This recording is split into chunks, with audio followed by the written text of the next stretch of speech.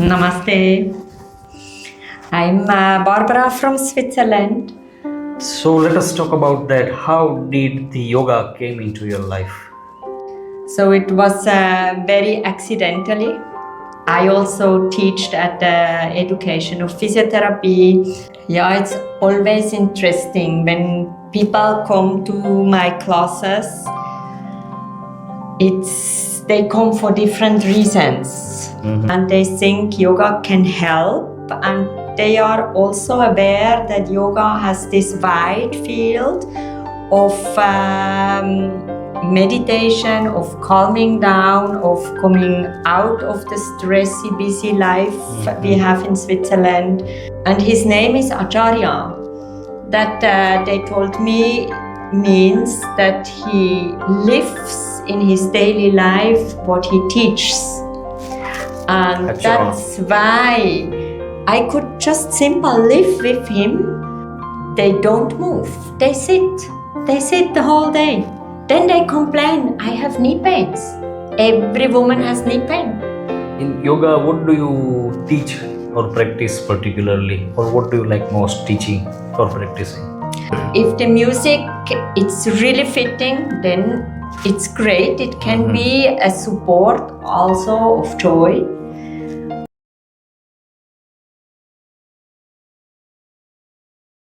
Hello friends, we have with us Barbara, who is basically from Switzerland, but at this moment she is in India, and she is into the field of yoga.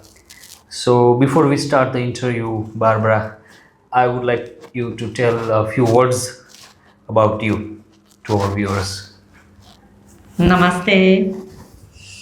I'm Barbara from Switzerland. My base actually there is a physiotherapy clinic, and beside of that I have a yoga shala and also yoga studio. Since the last 12 years, actually the yoga is the main focus in my life. Okay. So let us talk about that. How did the yoga came into your life? So it was very accidentally. Actually, I was never thinking that I should go for the yoga path. But in my home village, I met an Indian yoga teacher and got to know that in 1 month only, one get a yoga diploma that allows to teach. And I'm from the teacher caste, I say. Background you have? My family always, all are teachers in different levels, in different schools. I also teach at the education of physiotherapy. So teaching is really what is joy for me. And then, I cello to India. Okay. So it's been like you say 2012? Yes. So it's almost 13 years that you are practicing yoga, and now as a teacher you said also about physiotherapy. So what do you think yoga, how yoga helps people, or how yoga helps, in the spiritual journey of a person? Yeah, it's always interesting when people come to my classes. They come for different reasons. Mostly they come to get more flexible in their body. Then I say, go to stretching class. This helps even better. Okay. Or some they come from the doctor even to get more calm. And then maybe they are also open for the spiritual aspect of yoga. So it starts from body, the flexibility, the health. What I offer, my classes, they start from the body, and people come because also sometimes they have some body illness, some body pain, and they think yoga can help, and they are also aware that yoga has this wide field of meditation, of calming down, of coming out of the stressy, busy life we have in Switzerland. So that's why then they choose not my gym. I have also a gym, but they choose the yoga. Okay. You have recently organized a shibir near the Narmada River. Saru. Okay, so you also have learned few Gujarati words. So I wanted to know that how, I mean, you have been organizing shibirs that you call retreats back in Switzerland, but here in India you came into touch with Acharya Yogesh. So tell me about that connection. How did you come to know about him? What did you learn from him, and how it helped you in this yoga journey? So also this, it came in my life accidentally. And from the first class I could attend with him, I was very touched by his teaching because he used only few words, but very clear and precise words. So it's easy for me to adapt what he tells in my life. And then we get really good friends. In a way, we have a good connection, also a working connection.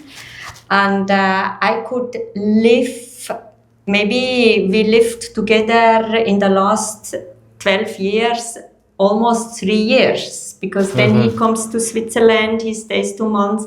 I'm in India, I stay 2 months. So, and his name is Acharya. That they told me means that he lives in his daily life what he teaches.